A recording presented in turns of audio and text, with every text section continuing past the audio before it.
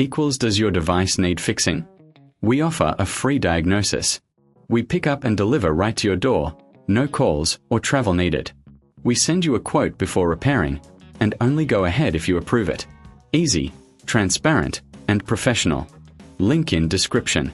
To start, unplug your Thermomix TM31. Gather your tools, a screwdriver, a soft cloth, and a multimeter. Begin by removing the screws on the base. Keep them in a safe place. Once the screws are out, gently lift the base to access the internal components. Inspect the power board visually. Look for any burnt areas or loose connections. If you see any damage, it's time for a professional diagnosis without obligation. Next, clean the internal parts with a soft cloth. Dust can cause issues, so ensure everything is tidy. Use the multimeter to check the voltage on the power board. If it's not within the expected range, you may need a replacement. Before proceeding with any repairs, remember to get a quote before repair. If you're not comfortable doing this yourself, consider our pickup and delivery at your home service. No calls, no travel, just convenience. Reassemble the Thermomix by reversing the steps.